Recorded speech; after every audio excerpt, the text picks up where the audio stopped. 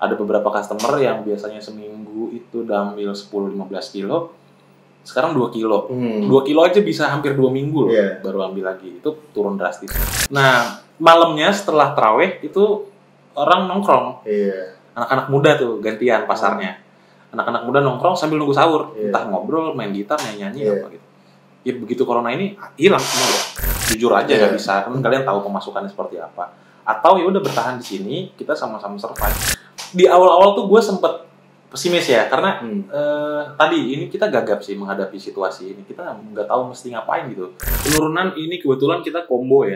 Berbicara tentang omset, boleh nggak sih seberapa turunnya berapa persen gitu dari awal yang normal ini? Kalau by data ya 80%.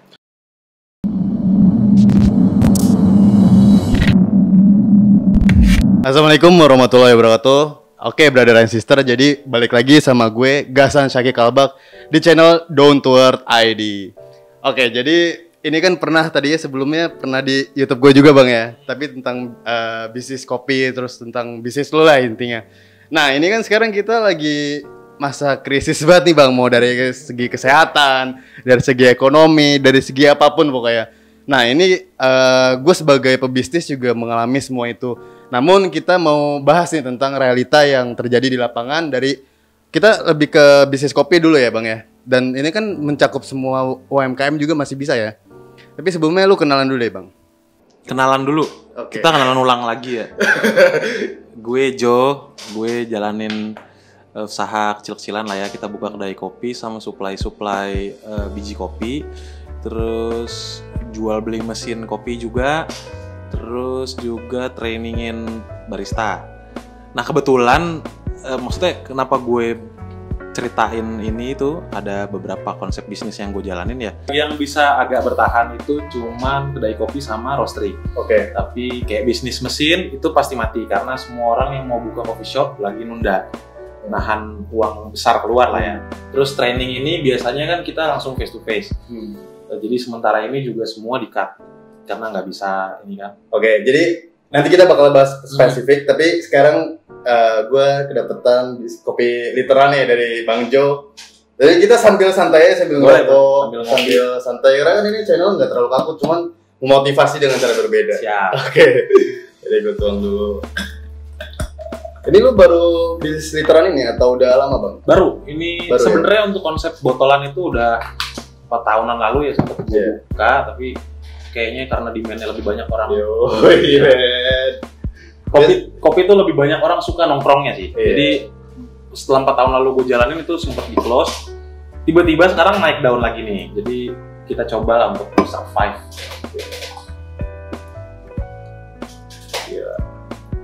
Sebulan lah ini baru jalan. Kita biar santai banget, kita cheers dulu. Boleh, siap. Santai dulu guys ya. Oke Bang Jo. Ini kan dulu bisnis kopi udah sekitar 4 tahunan lah ya. Dari awal-awal orang belum mengenal kopi idealis lah ya. Nah, lu memasukin kayak gini nih, apakah bisnis kopi lu menjadi satu-satunya mata pencarian lu Bang? Jadi gue total hanya di dunia perkopian, mata pencarian satu-satunya ya di dunia perkopian. Memang kita ada beberapa segmen tapi semuanya nggak lepas dari kopi. Tadi mungkin kedai kopi itu servis ya, jasa. Terus roasting itu servis juga sama supplier lah biji kopi. Terus jual beli mesin kopi sekaligus konsultan sama trainingin barista. Itu masih satu segmen kopi semua. Ya kebetulan saat pandemi ini itu bener-bener semuanya lumpuh bro. Lagi semuanya lumpuh ya? Iya semuanya lumpuh. Karena kayaknya kalau kita perhatiin di luar sana, sementara ini yang bisa survive atau bisnis as usual ya, itu hanya komoditi pokok, bahan pokok, terus alkes malah naik, ya kan? Terus apa lagi, telekomunikasi mungkin nggak terganggu. Mungkin jasa-jasa juga bisa kali bang ya, kayak website designing gitu ya? Iya, yang memang sudah terbiasa bisnisnya nggak ketemu langsung, itu nggak ada masalah sih. Nah, ini dampaknya apa sih bang kalau misalkan dari bisnis kopi lu secara semuanya itu, secara general? Covid ini? Yang jelas, satu yang paling nggak bisa dihindari itu kan PSBB ya, atau social distancing lah. Sementara dari kopi ini dari zaman dulu memang identik dengan tempat bersosialisasi. Benar. gimana mau nongkrong kalau memang nggak boleh nongkrong. Jadi satu-satunya cara ya kayak gini, mungkin ciptain produk untuk bisa dikirim ke rumahnya langsung. Jadi orang ngopi di rumah ya. Tapi nggak semuanya ternyata custom ini jadi kayak dikasih ini sih insight baru ya, bahwa nggak semuanya customer itu butuh kopinya. Ada banyak juga yang butuh nongkrongnya.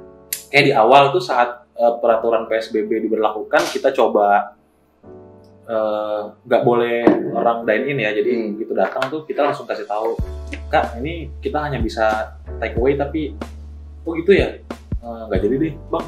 Misalnya orangnya jadi cabut. Berarti kan dia hanya butuh tempatnya gitu, nongkrong. Ya syukurnya sih masih ada yang memang edik sama kopi. Mungkin sekarang kan orang WFA ya, nggak bisa kemana-mana. Tapi itu kan cuma beberapa persen doang orang yang edik gitu kan. Benar, makanya. Tapi kan itu pasar juga. Jadi kita juga nggak langsung tutup mata. Wah pokoknya pesimis deh, nggak bakalan ada penjualan. Ya memang untuk cari lebih sekarang nggak bisa. Di bisnis, sebagian besar bisnis ya, kita nggak bisa cari lebih. Jadi sekarang misinya hanya bertahan hidup. Survive. Dan kita kan harus bersyukur ya, dalam kondisi apapun. Bersyukurnya itu kita dikasih waktu mungkin untuk berpikir, besok saat ini semua udah selesai, apakah tren ngopi tetap sama kayak sebelumnya, atau kalau tidak, prediksi kita seperti apa. Dan besok saat ini udah beres semua nih corona, kita ngebumnya seperti apa. Benar. Gitu. Tapi kalau misalkan identik dengan masalah nongkrong gitu bang ya, kayak bisnis kopi, apakah kedepannya bakal berubah gitu bang? Kalau misalkan menurut lo, ada nggak sih di forum kopi apa dibahas tentang itu? Iya, di beberapa forum, di beberapa grup chat gitu ya, kita sempat bahas apakah tren ini akan berubah. Nah di situ banyak diskusi lah, ada yang pro, ada yang kontra, ada yang anggap kalau setelah corona ini orang akan terbiasa dengan take away karena mungkin apa ya, tadinya dia banyak ngabisin uang itu untuk nongkrong di coffee shop. Nggak hanya coffee shop sih, apa aja lah, ke mall lah atau apalah, intinya konsumtif lah, masyarakat kita kan konsumtif banget. Setelah adanya pandemi ini mereka belajar karena kondisi ya, ternyata kalau gue nggak kemana-mana duit gue utuh bro, ya kan? Duit gue utuh, banyak bisa nabung malah, dan dia menyadari bahwa ternyata nongkrong nggak ada faedahnya gitu. Baru menyadari. Itu yang ditakutin. Ya sementara kita bergantung dari situ, orang nongkrong ya kan. Kalau itu semua budaya berubah, otomatis kedepannya wajahnya akan berubah. Tapi ada satu hal juga yang kayak temen ada yang cerita, katanya di Australia begitu lockdown itu dibuka, coffee shop tuh penuh. Karena hasrat orang, kita kan manusia sosial ya, itu nggak bisa dipungkirin. Hasrat kita untuk bersosialisasi, nongkrong, kumpul, ngobrol, hahaha itu tertunda selama 2 bulan, 3 bulan. Kita makhluk sosial. Nah, jadi begitu saat itu dibuka, orang tuh malah lebih demand-nya tinggi. Apa yang udah terpendam tuh langsung ada gitu kan. Udah tinggal cerot aja. Iya benar. Tentang ya kan. Nah bang, ini kan apalagi kan di benar-benar turun kayak gini, bisnis kopi orang yang tadinya di rumah aja bete, tadinya biasa nongkrong, ini kan mencoba untuk membuat kopi bang. Kalau misalkan gue kan emang sedikit lah bisa, tapi kan ada orang baru yang mencoba terus sampai enak, dan itu lebih punya cenderung untuk pengen ngopi di rumah aja gitu. Untuk kedepannya bakal ada ini nggak sih, kayak menurut tuh nongkrong tuh udah nggak lagi gitu? Kayaknya sih kalau nongkrong nggak lagi juga nggak juga sih. Jadi dari pandemi ini mungkin sebagian yang punya pola pikir seperti itu ya jadi nggak nongkrong besok. Tapi sebaliknya akan ada orang yang tadinya nongkrongnya mungkin di tempat lain, ternyata kayaknya nongkrong kedai kopi jadi asik sih. Jadi pasti ada, tetap pasti ada customernya ya.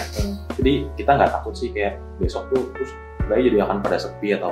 Dan sebenarnya saat udah berani buka kedai kopi atau bisnis apapun ya, karena ini sama lah prinsipnya di dunia bisnis. Ya kita nggak boleh stop untuk mencoba sih apapun caranya. Karena contoh ya misalnya jual ayam, kita nggak laku jual ayam hidup, kita jual ayam potong. Nggak laku jual ayam potong, kita jual ayam fried chicken. Apa aja gitu. Jadi tinggal gimana besok perkembangan seperti apa kita juga belum bisa ngomong ya, karena ini semua orang memang gagap sih. Benar. Menghadapi kondisi ini tidak bisa dipungkiri, semua gagap. Kayak dipaksa gitu bang ya? Iya, tiba-tiba aja, terus lu bingung mesti ngapain. Ya ini, tapi kan manusia punya pikiran ya. Iya. Dan ini udah terjadi berkali-kali sih bro, apapun itulah. Nggak hanya pandemi aja, masa krisis ini terjadi berkali-kali. Ini global lagi rame-rame. Krisis pribadi pun orang pasti semua ngerasain kan. Entah tiba-tiba contoh coffee shop, ini nggak ada corona, nggak ada apa, tiba-tiba kemalingan. Iya. Hancur bisnis lo. Nah itu kan kalau memang punya insting bisnis, dia akan bangun lagi. Ini malah sebenarnya untuk memotivasi ya. Iya benar. Lu tuh jatuhnya bareng kok. Jadi banyak temennya gitu, nggak usah takut sih. Oke. Nah ini enak banget sih. Kita ini bisnis literan lu buat sendiri berarti Bang mungkin produk lu ya. Nah jadi ini salah satu contoh untuk survive lah ya. Kita ngomong penjualannya juga wah-wah banget enggak juga. Teman-teman yang lain pun ceritanya sama, ini sebenarnya hanya untuk survive. Tapi kalau misalkan di artikel yang gue baca bisnis literan mau laku-lakunya berarti enggak ya? Laku, memang bener laku. Tapi laku itu kan belum tentu margin lu sama kayak bisnis as usual sebelum terjadinya corona gitu. Contoh misalnya dulu lu jual per hari 60 sampai 100 cup di kedai. Tiba-tiba corona turun drop sampai 5-10 cup doang per hari. Ini nolong. Mungkin keluar 10 botol, enggak usah muluk lah 5-10 botol aja udah lumayan. Nambah-nambah aja sebenarnya. Nah Bang, ini kan kalau misalkan lu kan selalu catat nggak sih kayak pengeluaran, pemasukan, cash flow dan lain-lain gitu ya. Dari start bulan apa lo mengalami penurunan? Penurunan ini kebetulan kita combo ya. combo ya. Jadi nggak kaget-kaget banget karena memang udah kagetnya tuh justru karena kita rasa trafficnya mulai naik harusnya di bulan menjelang puasa ini ya. Tapi ternyata malah tambah parah. Kalau drop itu sebenarnya dari setelah Lebaran tahun lalu. Itu ada penurunan, nggak banyak tapi trennya malah turun. Sedikit naik menjelang akhir tahun, awal tahun jatuh lagi karena banjir. Nah, di mana-mana orang nggak bisa lewat. Kebetulan daerah kita kurang coffee shop kurang bagus. Tiba-tiba menjelang puasa, kita udah prepare beberapa konsep untuk buka bersama lah atau untuk malam-malam biasanya coffee shop trafficnya bagus. Kita nungguin sahur ya, makin ramai coffee shop. Ternyata corona kan, jadi nggak bisa. Nah ini ya mau nggak mau akhirnya coba cari konsep apalah yang bisa minimal kita tetap jualan gitu, ada pemasukan. Ini salah satu konsep. Terus ada beberapa juga temen yang coba untuk dia jual starter kit bisnis kopi botolan. Jadi ini di bisnis lain mungkin sama konsepnya. Jadi karena banyak orang yang lagi dirumahkan atau bahkan di PHK gitu kan, nggak punya pemasukan. Semua yang berbau reseller ini lagi bagus bro. Lagi bagus ya. Dropship ya. Dropship atau kita bikin bisnis rumahan lah. Bisnis rumahan lah ya. Jadi contohnya misalnya kita mau bisnis kopi botolan tapi kita nggak punya alatnya, nggak punya knowledge-nya untuk bikin espresso seperti apa. Bisa dipersingkat dengan lu beli espresso jadi. Yang udah dikemas, dibotolin. Terus lu beli fresh milk sendiri, beli bahan-bahan lain kayak sirup, gula aren bisa bikin sendiri atau beli jadi ya. Jadi lu hanya mix aja sih. Nah itu nanti kan bakal kita bahas lebih spesifik tuh Bang ya. Cuman kalau misalkan yang gua tadi bahas tentang Ramadan, sebenarnya kalau bisnis tempat kafe atau kedai atau tempat kopi gitu, seharusnya kan naik Bang ya? Naik, harusnya naik. Apalagi kalau yang dipadu sama resto, dia 2 kali main tuh. Saat jam buka puasa, dia buka menu paket untuk buka bersama. Kita kan trennya gitu ya. Di saat bulan puasa, orang bukber seminggu pertama mungkin masih di rumah. Selanjutnya mungkin bukber sama teman SMA, teman SD, teman SMP, teman arisan, banyak teman-teman yang lain lah. Nah, malamnya setelah tarawih itu orang nongkrong. Anak-anak muda tuh gantian pasarnya. Anak-anak muda nongkrong sambil nunggu sahur. Entah ngobrol, main gitar, nyanyi apa gitu. Ya begitu corona ini hilang semua. Gak ada. Itu setiap tahun pasti selalu ramai kalau bulan Ramadan. Selalu ramai. Omset pasti naik 1,5-2 kali, bahkan ada yang 3 kali lipat dari biasanya. Nah Bang, kalau misalkan dari segi teknis nih Bang ya, apa sih yang lu lakuin dari bisnis lu ini? Apakah keluarin karyawan ya atau gimana cara lu untuk mengelola bisnis ini agar survive gitu? Nah sementara ini memang jujur kita pasti kaget ya. Untuk menghadapi situasi ini kita gagap. Kalau mau paksa tetap buka normal, resikonya itu ya berarti melanggar anjuran pemerintah. Ada kemungkinan kita akan diangkut lah kasarnya gitu.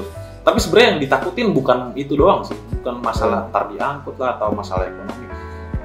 Ini karyawan kan aset bro. Iya benar. Dan dia manusia loh. Iya. Kesehatan dia tuh lebih mahal. Jadi gua rasa untuk kita coba maksa bandel gitu misalnya buka seperti biasa orang nongkrong itu nggak worth it sih. Kasian lu mengorbankan mereka gitu. Kecuali pebisnis yang lebih menguntungkan lah ya untuk kapitalisnya bang ya. Iya, itu kalau nggak mikir secara kemanusiaan sih mungkin yang penting duit. Terserah lah karyawan gue mau diangkut kek, mau sakit kek, terserah urusan dia gitu. Tapi kalau masalah tentang angkut emang ada kejadian sampai diangkut juga bang? Ada beberapa, gue nggak lihat langsung sih ya, tapi gue baca di beberapa berita. Mungkin awal ditegur dulu. Ada yang bilang nanti kedua kalinya masih nongkrong diangkut, tapi ada yang langsung diangkut tuh di mana ya kemarin gue baca di Bekasi juga kok. Jadi coffee shop masih bandel awal-awal corona ini, dia buka seperti biasa penuh rame kedainya, tiba-tiba diangkut orang-orang yang nongkrong di situ. Karena ya lu egois sih kalau masih tetap nongkrong terus, atau ini dari pemilik bisnis ya, lu tetap buka seperti biasa ngumpulin orang nongkrong di situ demi si perut lu, tapi lu ngorbanin banyak. Banyak orang lah, karyawan lu satu. Yang kedua, ya si customer ini sebenarnya punya pilihan sih untuk nggak nongkrong, cuman saat mereka bandel tetap nongkrong di tempat lu dan kebetulan secara random ada satu yang bawa virus, kasihan yang lain kan. Karyawan lu terutama gitu. Mau untung malah jadi buntung ya. Iya benar. Kasarnya duit masih bisa dicari lain waktu. Tapi kalau nyawa nggak bisa bro. Gitu sih. Nah bang, tadi gue potong sih tadi tentang itu ya. Kalau misalkan tentang strategi bang, misalkan gimana sih biar ini tuh survive gitu, apalagi sih, lu berarti ngepecat karyawan juga ya? Memecat karyawan nggak? Jadi sementara ini gue fair-fairan ke mereka karena gue selama ini menjalankan kan bisnis kayak keluarga ya. Mereka gue anggap keluarga gue sendiri. Di gue buka-bukaan dan mereka pun tahu kan cash flow seperti apa. Gue ngasih mereka opsi. Berarti tipsnya transparan dulu ya? Iya, transparan. Karena itu guys tipsnya. Gue ngasih mereka opsi gini, kita bacain ceritanya lah ya, kita bacain skenarionya ke depan akan seperti apa, dan kalian kan lihat sendiri pemasukannya seperti apa. Jadi gue ngasih opsi ke mereka untuk kita stop sekalian, tutup total, yang berarti kalian pulang di rumah unpaid, karena terus terang kita nggak bisa bayar kan, dari mana? Kita bisnis kecil terus, yang berarti lu pulang akan jadi beban di rumah lu. Iya benar. Ya kan? Lu nggak ada pemasukan, lu ngurangin beras di rumah, mahal-mahalin biaya listrik di rumah gitu. Atau opsi berikutnya, lu belum bisa membantu, minimal nggak nyusahin. Jadi ini kedai lu tetap tinggalin, lu boleh tinggal di sini. Begitu bang? Iya, mereka pada tinggal di situ akhirnya. Satu juga untuk mengurangi resiko nularin ke orang rumahnya ya. Terus yang kedua, jadi pemasukan kedai ini sementara itu full untuk makan mereka. Jadi yang gue pikirin hanya untuk nutup operasional, kelebihannya itu ya buat makan mereka. Berarti di sini otomatis itu tidak mencari keuntungan ya, mencari survive dan membantu karyawan lo bang? Iya.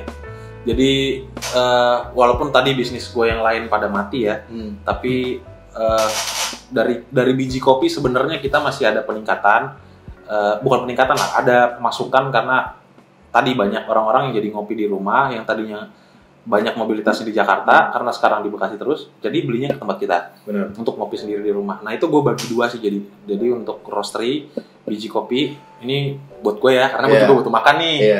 Nah jadi dari pemasukan kedai itu buat kalian. Yang penting bisa belanja lagi, terus bisa bayar listrik paling enggak. Jadi gue kasih tempat tinggal, kebutuhan dasar gue provide deh. Tempat tidur, makan, listrik itu kita provide. Tadinya yang karyawan ini ngkos, lo ngontrak juga? Di rumah masing-masing, di rumah orang tuanya. Ada satu doang yang perantauan.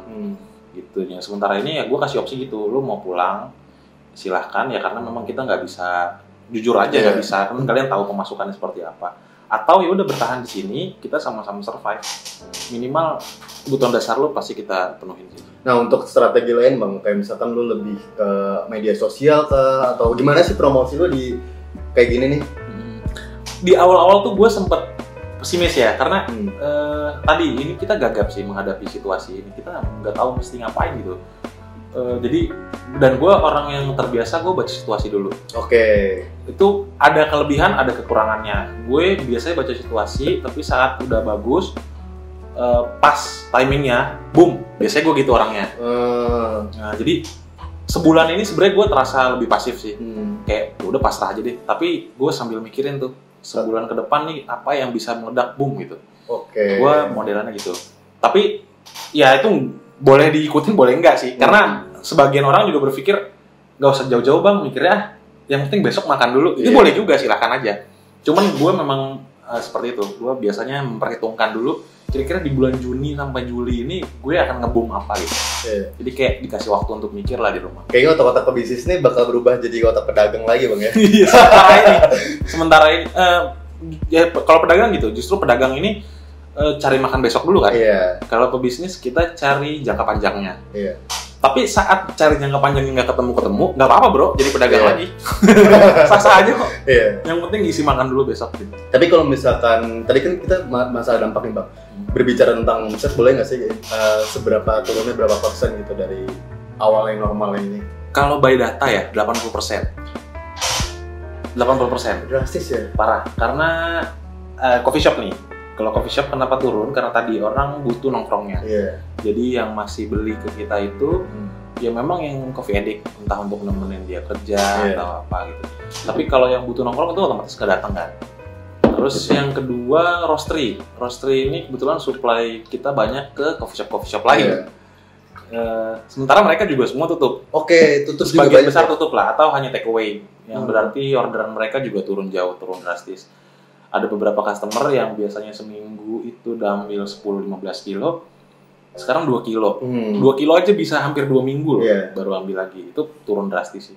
Tapi pengopi rumahan justru malah ada yang baru-baru datang. Nah bang, ini kan omset lu turun banget sekitar 80% lah ya, dan satu-satunya mata pencarian lu. Lu kepikiran nggak akan merubah bisnis lu? Misalkan lu pengen bisnis yang lebih menjamin di saat ini, atau lu mempertahankan idealisme lu untuk tetap bisnis kopi? Sementara ini sih gue masih berpikir tetap bertahan di sini ya.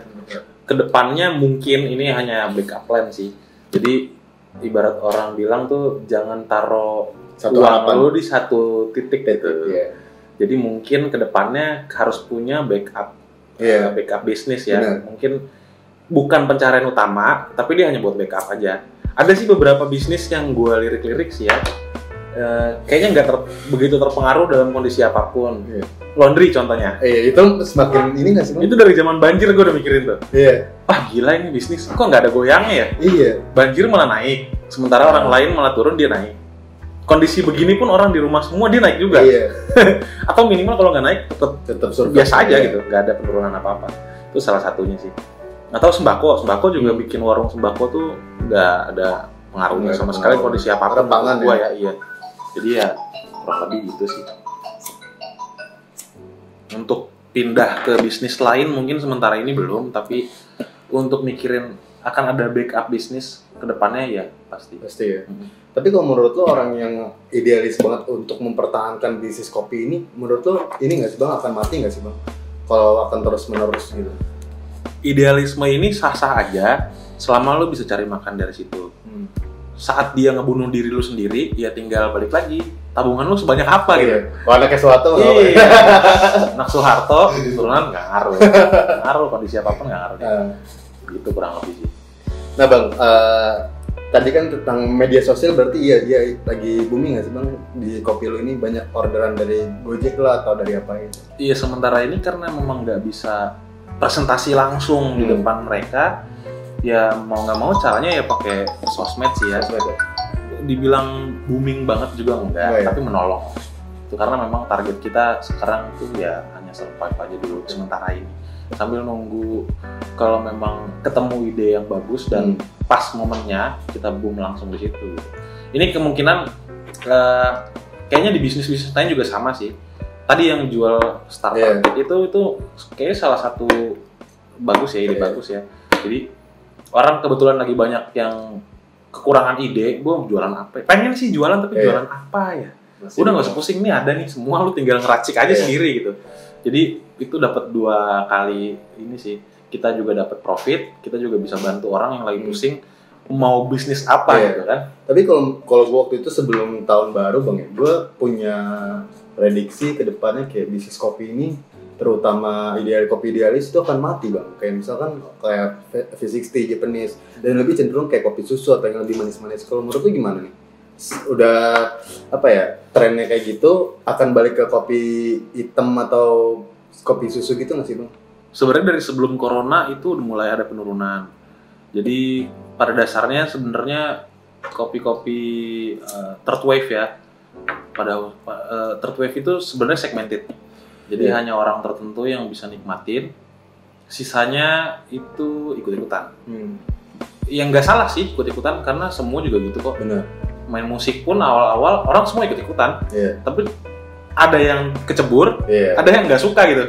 Balik lagi gitu. Jadi kayak kopi third wave ini awalnya itu ya memang gua yakin tuh ikut-ikutan. Termasuk gue juga ikut-ikutan minum kopi itu. Awal apa sih kayak ribet, kayak seru deh. Terus nyobain apa sih kok rasanya gini? Apa yang mereka nikmatin gitu? Apa cuman gaya-gayaan atau cuman apa gitu? Tapi lama-lama lidah gue suka. Sama. Gue yang contoh yang kecebur. Tapi yang balik lagi jadi ngopi saset misalnya atau ini kan sebenarnya second wave nih. Espresso based nih second wave. Gaya-gaya ini sebenarnya latte. Kopi susu tuh kalau di menu-menu coffee shop umumnya tuh cafe latte, kopi susu. Biar lebih keren tuh kayak kopi susu gitu. Dijadikan tren gitu. Ya itu memang udah turun third wave dari kemarin. Tapi tetap ada pasarnya. Tetap akan ada pasarnya. Tapi sedikit bang ya? Sedikit, dan bahkan ini jadi barang mahal nanti. Kemungkinan akan jadi barang mahal sama kayak cerutu. Cerutu kalau kita nilai cuman bahannya ya sebagai komoditas murah lah, daun tembakau doang berapa sih gitu.